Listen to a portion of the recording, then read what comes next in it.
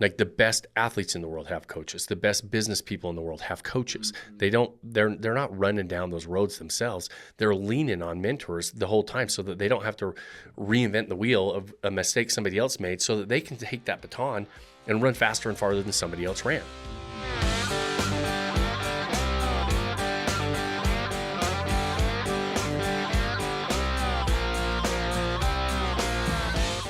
What's up, guys? Welcome back to another episode of the Vacation Rental Revolution podcast. I'm your host, Shawn. I'm back with my main man, Jake Shehee, for Whiskey Wednesday. Yes, sir. How you feeling? Feeling good, buddy. How you feeling? Man, it's a great day to be alive. Great day to be alive. Yes, I like sir. it. Yes, sir. Awesome. We got some good stuff on today's agenda. We're feeling good, feeling ready, hitting the ground running, huh? You got the puffer coat on. It's a little chilly out there today. It's a little chilly, man, but It is. I like it toasty. I got the space I know heater you got on. the, you got the heater on. You got the puffer warm. coat on. Like we're like rocking and rolling in the cozy atmosphere for you. Well, I honestly had to scrape the ice off Nicole's car this morning, I know. so I was like, it's the temperature. It's Yeah, starting to happen. So we got caught in a snowstorm this weekend. So Really? yeah, up on the mountain. That's pretty cool. Yeah. All right, well, here we go. So we're going to talk about your hunting trip that you did this weekend.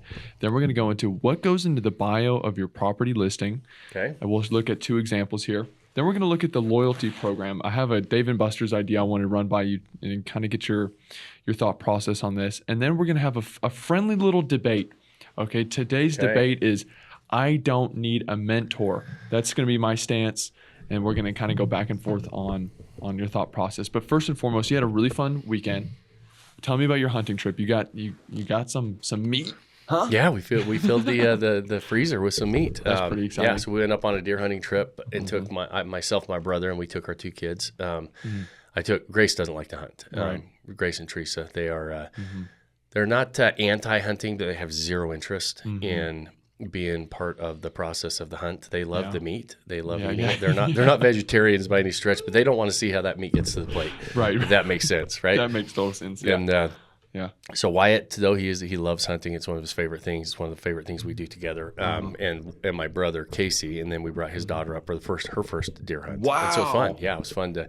Oh wow! have So her have she's it. into that thing. She Yeah, the jury's still out. Right. Whether she's into it or not, we're going to find out next year when she gets the invite if she ends up coming up. It was a fun hunt though. We had.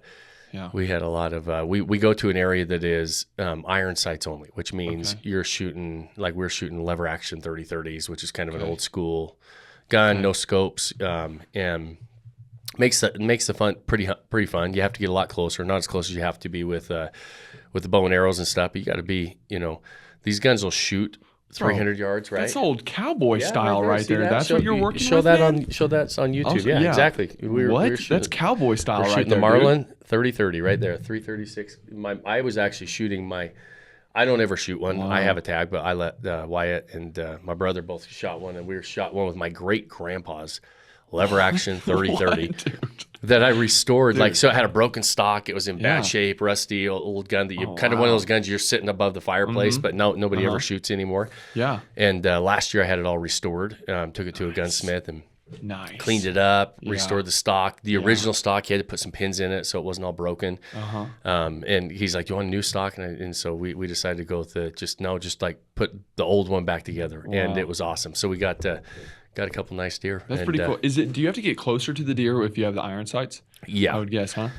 Yeah. In our case, yes. There's people who, those guns will shoot 300 yards at least, 400 yards. Probably have enough energy to kill a deer, in my opinion. But when a deer's that far out with iron sights, you can't, in my opinion, you cannot get a good, accurate shot because the whole sight is covering up the whole deer that far away. So our rule is it's got to be 150 yards or less. Wow, so you're getting close to this thing, huh? Yes, we have to get a little bit closer. So you're spotting them from far away and stalking them. Dude, wow. It's pretty fun. Yeah, that's pretty fun. It was fun. So we ended up having a couple nice bucks, and it was a lot of fun. How's do you hike for miles during that, or do you kind of just sit there and wait for them to come to you, or was that? No, so what we'll do is we'll set up on a ridge out west. You got really long range views, right? So you're like in the Western Mountains, you've got views like we're seeing 1,000 yards. So we'll see, out where you're coming from in Georgia, and we get into those mountains, it's too wooded, right? You're not seeing that far. Yeah. So you're setting up in fields or feed plots or tree stands, and you're you're not really looking that far. Out west, when we go hunt, there's a lot of you'll get up on a ridge line,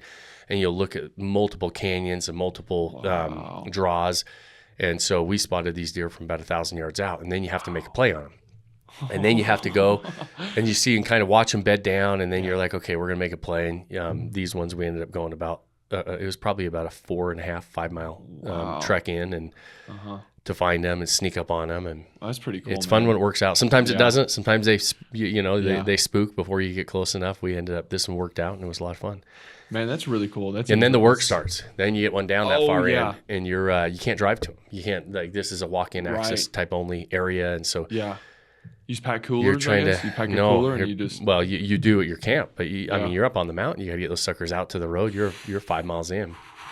It's a day's job to try to get that meat out and get that deer out. When you eat it though, it's like, I worked for this. This is some good stuff. It's this fun. Is worth it. Wow. Exactly. It's fun. It's a great experience. That seems like a really fun. And then the weather started hitting on us, and it was we started the day with great weather, and then by the time we were wrapping up, you got snow flying. You know, we're in like 50-mile-an-hour wind gusts and snow. It's like a blizzard, and so that adds to memory. Exactly. Yeah, that's awesome. We talk about it. We get back and warmed up, and you sit and talk about it all night. It's a lot of fun. That's awesome. All right, okay, let's get into this. We're going into some short-term rental education right now. We're going to talk about what goes into the bio of your property. Yeah, I have 2 examples here. The Dome Home with one of our members, Harmon. We have an episode with him, episode 153. He has the Dome Home, really unique property. You can go listen to that episode. But we're number 1 property in Snowshoe, West Virginia, right? Yes, sir. Just a plug there, number 1 revenue property. Good job, Harmon. I love that. And then I kind of have this other random property that's really cheap that I found. Just to kind of go 2 examples that I can show the audience if you're watching on YouTube. But I kind of wanted to just break down what goes into I'm calling this a bio, but is that the correct term for this? The bio of your property? Yeah. Okay. So description. Okay, your description of bio. Your property. Yep. So let's run through some of this. When we take a look at Harmon's here, his is way longer, and something that immediately pokes out to me is his reviews. Yep. How many reviews? Because it seems like he almost has one for each at the top, talking about the space, talking about the prices, talking about what he has access to. Are reviews a big thing that you should have in there? 100%. So one of the biggest parts of our training is how to write these descriptions and these bios. Okay. And understand that most people will not read your description until they're about ready to book your property. So you have to tell the story of your property in your photos. It's why we show everything about that property, but we also show everything about the area and everything else. Like, what are they going to be doing in that area? When they come visit your property, what is the full experience going to be? Many people will put, we're 10 minutes from here, 5 minutes from here, a mile from that, and they don't put it anywhere other than the description. And so you have to realize that, and they have a kind of a crappy photo shoot and a crappy, they don't do a good job of telling the story and telling the experience through their photos. And they assume that, people will go to the description to get all that extra information. If you lose them in the photos, nobody's reading the description. Right. The other thing is, by the time they get to the description, one of the things that everybody knows is that I'm going to write the best thing I can possible about my property. I'm going to tell a great story. I'm going to give you all this information.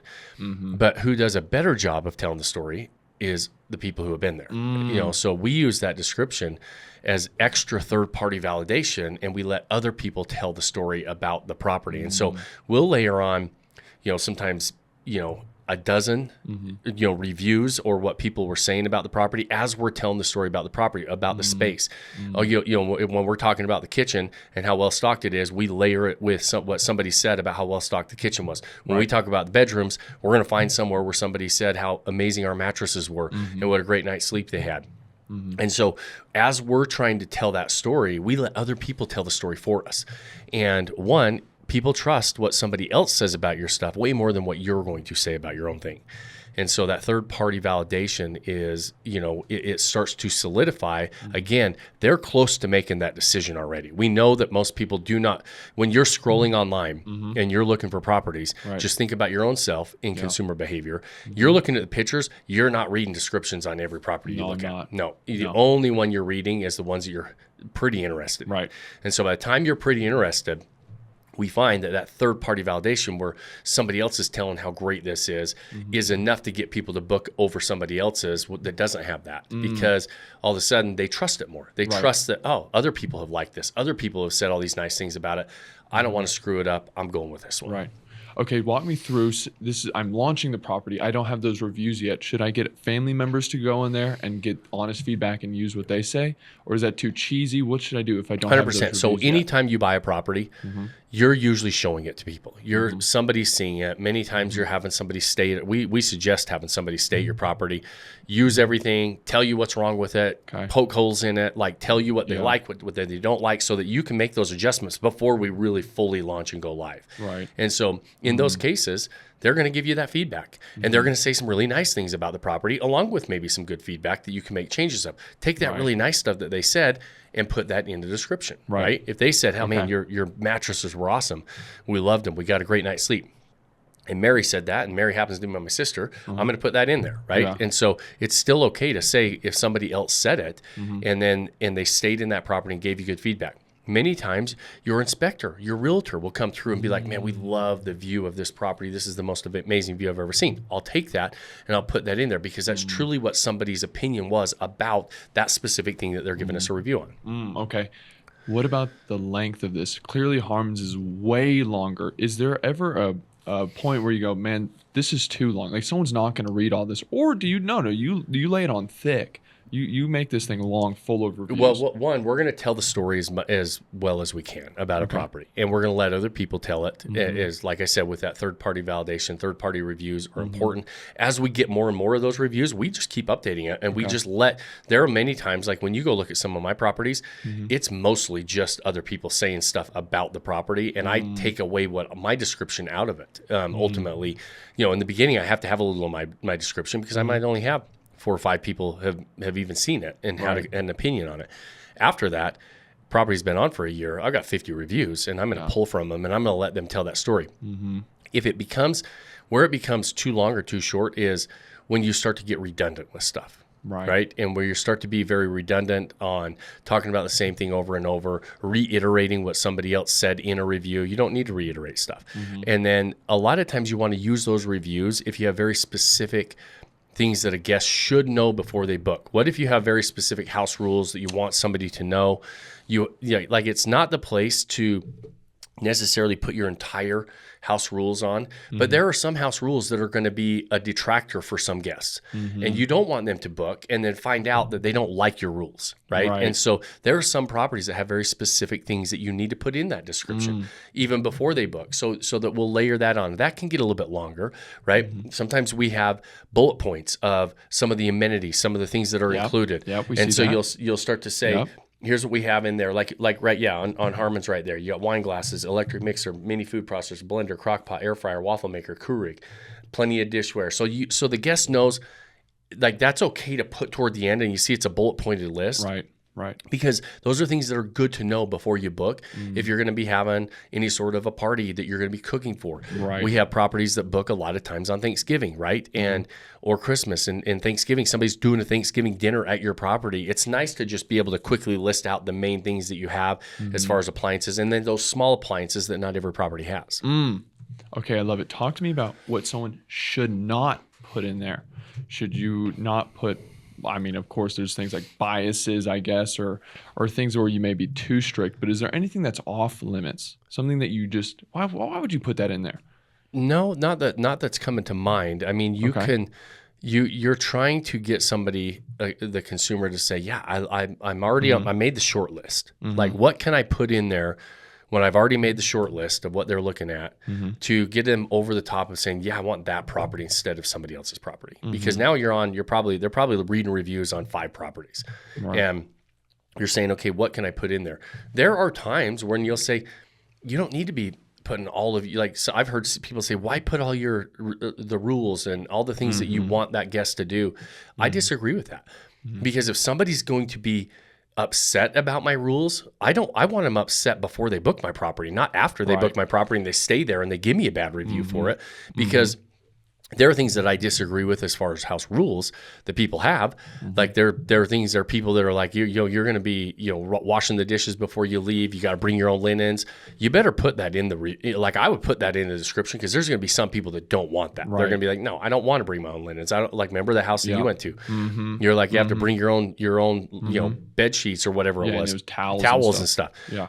I would people would say, why would you put that in there? I disagree. Put it in there because if somebody's not going to like that, you want them to go book something else that they're more happy with than staying in your property and getting a bad review. Couldn't agree more. I wish they would have told us that. That would have been awesome. Now, okay, here's we talked about rules. What about if, say your hot tub, something happened to your hot tub?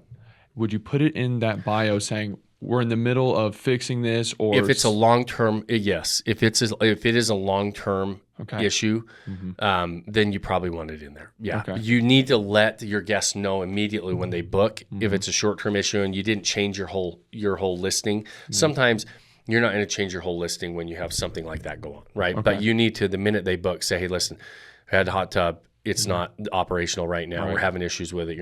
I can give you a discount. We can, if you want to book something else. So certain things like that you should probably, if it's short term, not necessarily change your whole listing and your description over that, but you need to let a guest know. If it's long term, let's say you have construction going on and you're in a brand new development.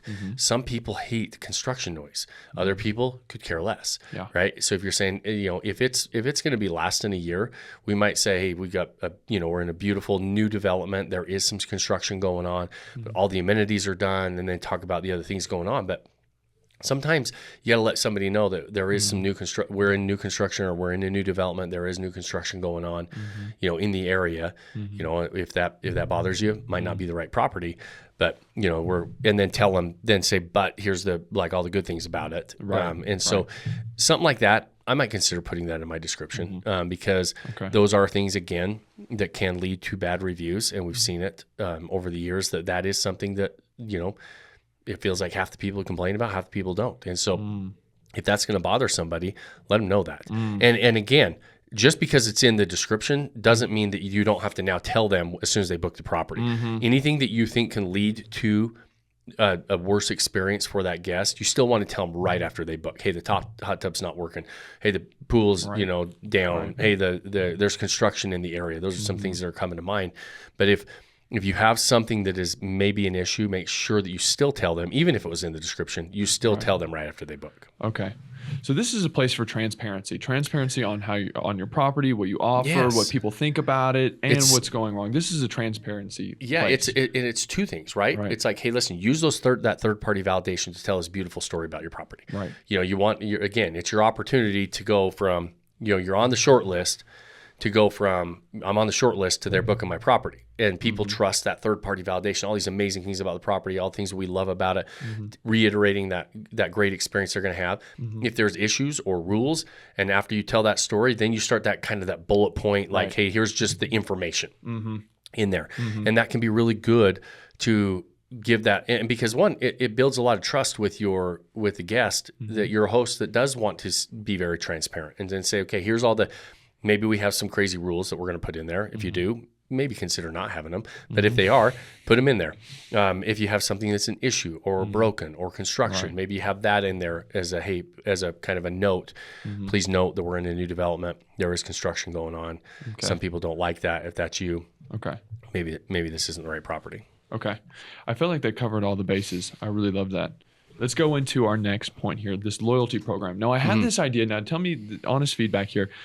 It kind of was thought of from Dave & Buster's. When I go to Dave & Buster's, I put money on one of those Dave & Buster's cards, right?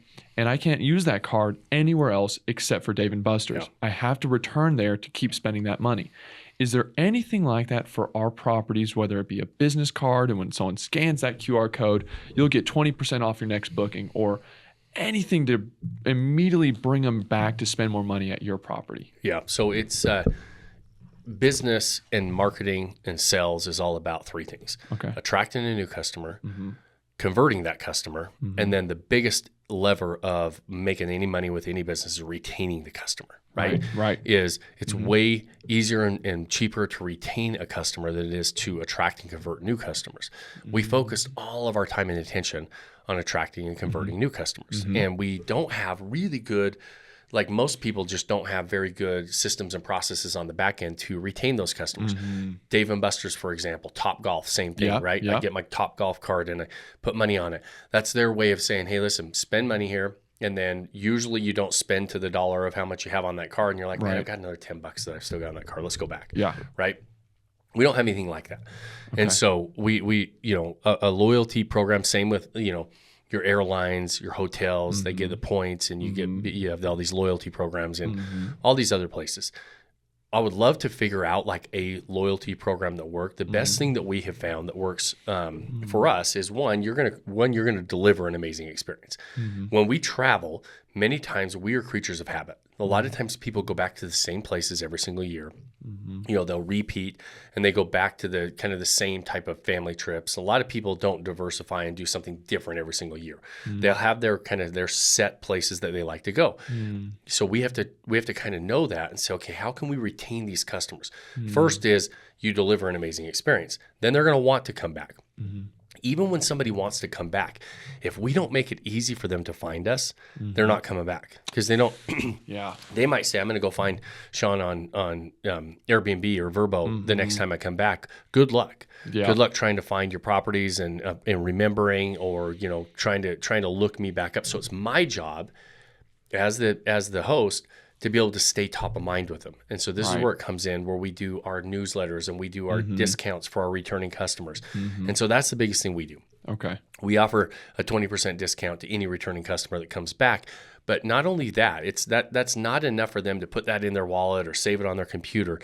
We have to stay top of mind with them. And so we put them on our newsletter, and we do a monthly newsletter. And we talk about all the amazing things going on in the area. It's not a newsletter just saying, hey, book my property again. Like it's a very indirect marketing of our property. It's like the very last thing. Hey, if you're coming back and you're looking for a place to stay, check out this property, right? And that's it. But the newsletter is favorite restaurants, any activities, festivals, something going on in the area that's a local area, some of the favorite activities or hikes or something that we would do in that area during that time of year, right? So we're going to talk about in the wintertime, this is what I would do here. In the summertime, this is what I do here. So every single month it's going out. So we're just saying our favorite things to do in that area. So it keeps them, we know they like the area.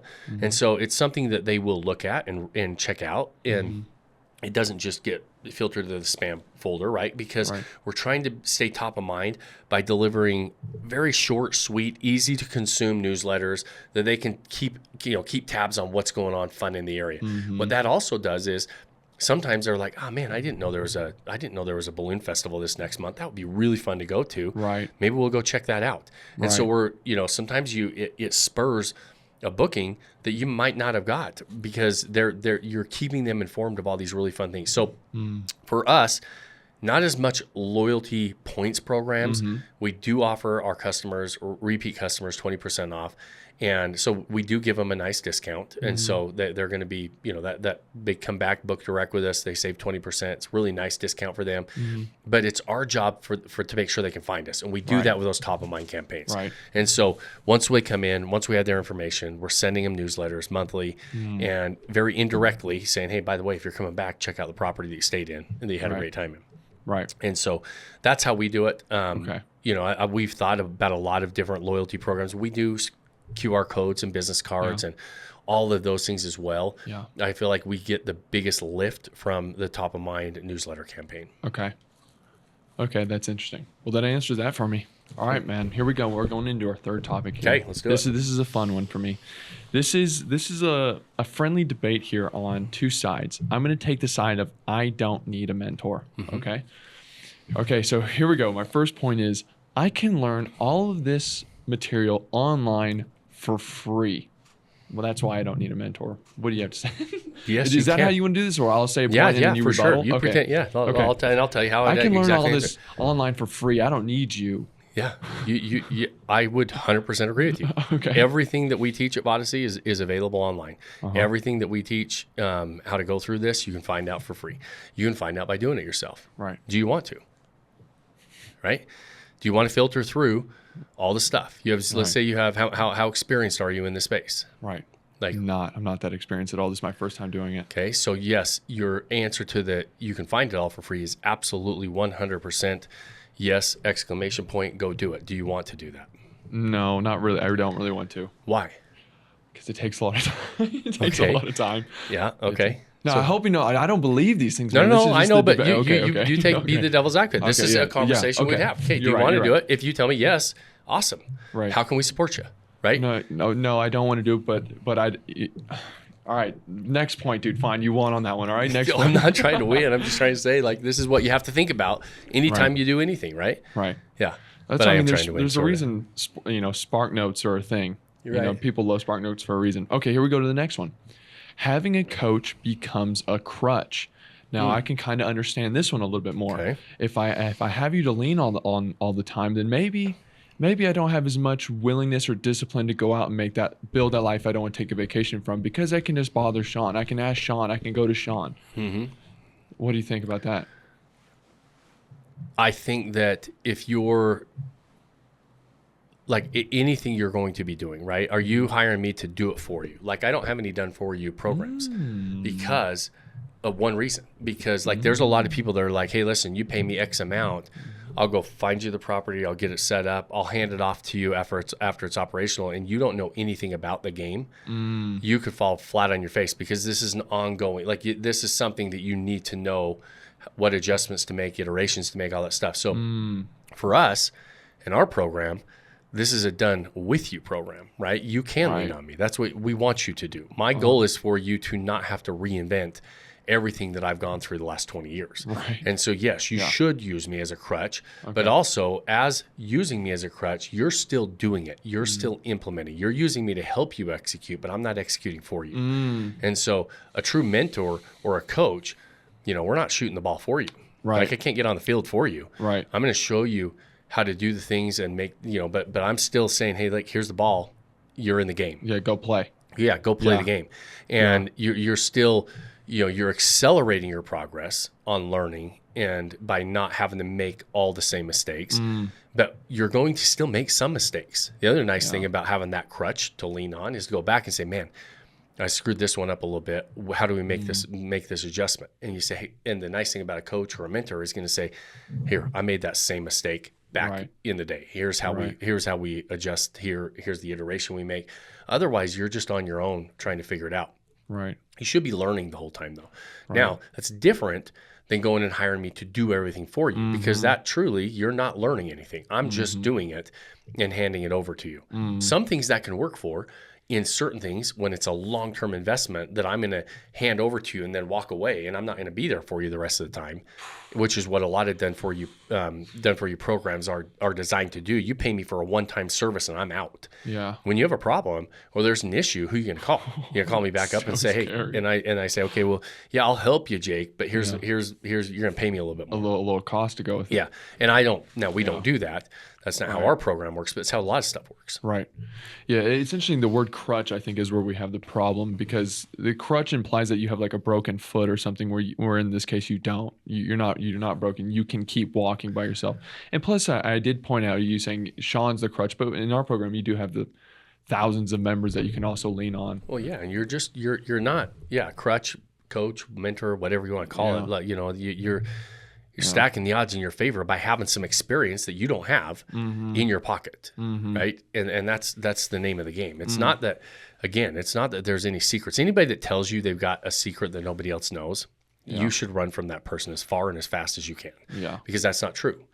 Back to your first point, I can find out all this stuff on my own. Absolutely can. Everything's available online for free. Absolutely it is. No question. You don't hire coaches, in my opinion, good coaches, you don't hire them necessarily for the information. A good coach is going to help you with the information. You're going to have resources to give you. They're going to help you with, what to do. It's when you start executing, you're going to have issues. You're going to need to make adjustments. Like anything you look at, like the best athletes in the world have coaches. The best business people in the world have coaches. They're not running down those roads themselves. They're leaning on mentors the whole time so that they don't have to reinvent the wheel of a mistake somebody else made, so that they can take that baton and run faster and farther than somebody else ran. Okay, I'm going to revisit a point at the very end of this. But okay, everyone's path is unique. Man, I want a different kind of property than your other people. I have a different amount of budget than these other people. There's no way you can help me with my unique situation. I'm different than them. What is that now? You 100% agree. Every deal's unique. Every person's situation is unique, which is why I can't stand the programs that make them like these cookie cutter, like blanket statements. This works for that. Like it doesn't. Everything doesn't work the same for everybody else. What is not unique is the fundamentals. The fundamentals are constant. You know, when we started doing this back in 2006 and we started building out this program and building out the fundamentals, I wrote a book that started back in 2017, didn't release it until 2020. The fundamentals are laid out in there. What the hell is a lifestyle asset? We go back and we look at them, nothing has changed. The market's changed a ton. The fundamentals have not changed. But every deal is unique in real estate. Every person's situation is unique. So even though we're following the same blueprint, even though we're following the same path and we're following the same fundamentals overall on underwriting, setting up and managing a property, marketing, all the fundamentals are constant. Right. Our portfolios look completely different. Why is that? Because of our unique situations, our unique budgets, our unique property goals, our unique like properties themselves in markets that we're in.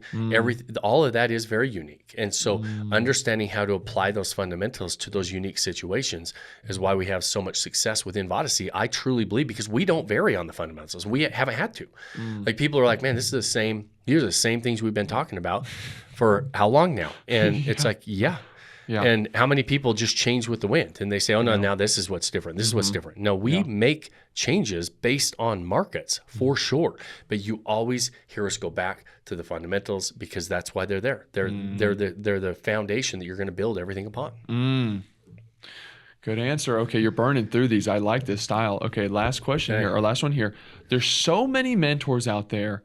How can I trust you? How do I know that you're actually, now this seems kind of more of a question where it sounds like I'm trying to say, show me your credentials, show me why I should trust you. But it's more of a question of I'm more skeptical because of there's so many gurus out there, so many secret sauces out there, so many, like how, I don't know. I'm worried that you're the right one because there's just so many other ones out there. Yeah, and this is really a good concern, and I'm glad when somebody actually has it instead of just blindly going out and thinking that everything that they find online is true. Like your first question is, it's all available, but guess what else is available online? There's good information online, and there's really shitty information available online. With no experience, how are you going to filter through what's good and what's bad? It's really hard, and it becomes more and more difficult. There is a trust recession. We should be skeptical. We should be like, man, okay, you know, Shawn's just another one of those guys helping people do this, and because there's a bunch of them out there, right? And how can I trust them? There's a reason why you can't find anywhere online. You've never been able to find anywhere online how to sign up for Vodyssey. There's no just sales page to join Vodyssey's mentorship program because we believe in the consumer doing some due diligence. And one of the biggest and best ways to do due diligence is get on the phone with somebody, have a conversation with them. You can tell whether they're going through their 10-point sales presentation or whether they're actually listening, helping you like, hey, what's your situation? What are you trying to do? Where are you trying to go? Where's the starting point? Is this asset class even worth it for you? Is it a good move for you? Because short-term rentals aren't for everybody. When we talk to people on the phone, 80% of the people we talk to, this is not the right path for them, truly. And we have to be able to say, you know what, it's not the right path. And not everybody can be sold. I had one mentor that I hired on the sales side a little while back, and their whole attitude is every single person can be sold. Every person. And they were this hardcore closing kind of organization. And we didn't last very long because it wasn't we didn't see eye to eye. And they've taken a few of our competitors to do way more business than us, frankly, and over the years, because they can't, like, there are people that you can close just for the fact of, you know, painting the picture and saying, yeah, we can run down this road. We don't believe that. So as a consumer, get on the phone with multiple people. Get on the phone and fill them out. Like, talk to the people you're actually going to be working with. Make sure that the people that you're talking to are actually in this game, right? all of our strategy coaches, they're not hired salespeople. They are all from our group, from our mentorship program. They have portfolios. They're higher income earners. They're talking, and they're people that are a few steps ahead of somebody that they're going to be talking to. They understand the game that we play. They understand the pros, but they also understand the cons. And so they're willing to, they're able to assess a situation and say, yeah, Jake, this is right for you, or it's not. When you talk to somebody like that as a consumer, okay, you're going to, you know, your guard's already up. You're already skeptical. And so you're going to be trying to poke holes in the conversation anyways. Right. And the more conversations you have, the easier it's going to be able to figure out who knows what they're talking about, who doesn't. And it's not hard, right? You can get on and tell who's genuine. You can get on and tell who's actually there just trying to close you, or somebody that is saying, hey, listen, we're here for you. Let us know the resources. And then also there are times when you're like, hey, listen, you're in a great position to do this. This is going to help you reach those goals that you're trying to reach. And when they've taken the time to actually diagnose your situation instead of write you a prescription just because you walked in the door, you know, you're going to know that because you're going to trust that, hey, when I tell you it's a good move or a bad move, there's going to be some basis behind it because we had a conversation about it. We had a conversation about what you're trying to do, where you're at.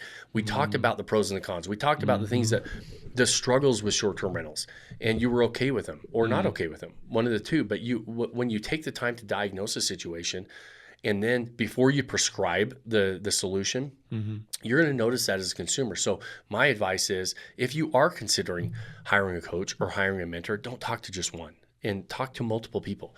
Go out and set up strategy sessions and sales calls with other, you know, multiple mentor that you're finding out there, and figure out which one you feel like is the best fit for you. Because I think as a consumer, you will find it is very obvious when you have those conversations who's really trying to help and who's just running through a sales call. Right. Yeah. Ask them, the person you're talking to, ask them how many properties do they have? How long have they been investing? Yeah. You know, if you're talking to somebody that's never invested, say, can I talk to somebody that has? You know, and then that next layer, go look online what other people are saying about it, right? That was my last question of how can you really tell the difference in the coaches? What should you look for when you're talking to these people? So, okay, that makes total sense. Yeah. Well, hey, man, we're at 36 minutes. That was fantastic. Nice. Went over the debate. I think you did really good, man. Honestly, I think I'm sold. I think I want to join. You're ready for a mentorship? I think I'm ready for a mentorship, man. Yeah. So your skepticism has faded? It's faded away, man. I think that makes a lot of sense, especially when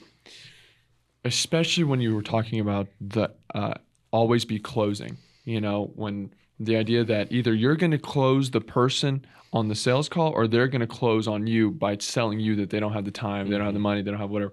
And so when the walls go down, the transparency comes up, when you really start to get to know a person, the trust becomes to build. That seems like a key cornerstone, foundational piece of how are you gonna work with this person? If you're gonna hire this person, you're gonna work with them, you're gonna ask them questions. What's your communication style like? Do they want to listen to you, or are they just gonna tell you what you need to do? That kind of thing. So I think you hit the nail on the head. When I talk to my strategy coaches, and this is odd, is we're trying to decide if that consumer and that prospect is the right fit as well. I know that they're trying to vet us out, but we're doing the same. Like we know what it takes to succeed in this game.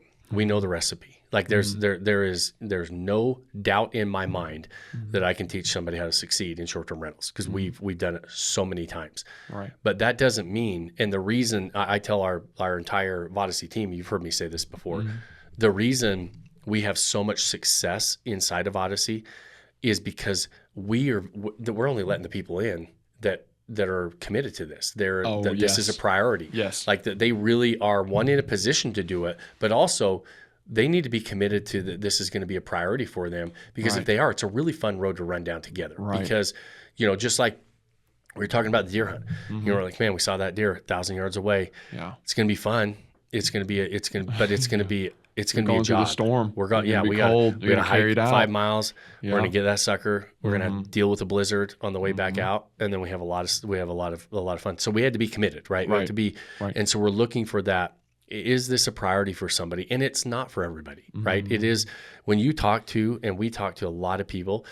when you're talking to somebody and they're like, man, I'm not going to spend the time. I don't think I'm going to do this. And, what are you going to do here for me? And what are you going to do there for me? And everybody's saying, hey, to your crutch point, and they're saying, and they tell people, listen, I'll run down the road as fast and as hard as you want to run, but I'm not running for you. I'm not carrying you, right? I'm going to put my arm around you and we'll run together, and I'm going to push you and I'm going to encourage you at times, and I'm going to say, hey, come on, pick it up.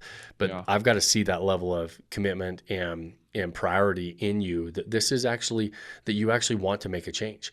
And I think that, so it kind of goes both ways. That's why I love those conversations, to figure out one, you could, as much as you're going to be able to tell whether we're genuine and whether we're really have, the experience that we say we have, versus are you really wanting to run down this road? Is this a road that you want to run down? These are long-term decisions. These are big life decisions to build a portfolio of something like short-term rentals. This isn't saying, hey, I'm going to go buy a Bitcoin today and I'm going to see what happens. And if it goes up or down or whatever, I don't have to do a lot with it. I'm just going to see what happens and hopefully hope for the best. This is, hey, I'm going to build a portfolio that is going to take some work. I'm going to have to roll up my sleeves. This is going to take some effort and sacrifice, both financially and time-wise.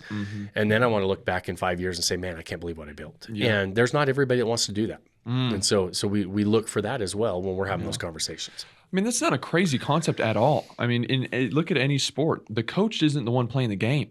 If I'm watching UFC, the coach doesn't get out and start fighting the guy. He's there when the bell hits to, put some water in his mouth, wipe the blood off, and say, you can keep going. Yeah. So that's not a crazy concept. It makes complete sense to me. But 40 minutes, we've hit our target. That's it. That's all we got. That's it. We're calling it. Calling it, man.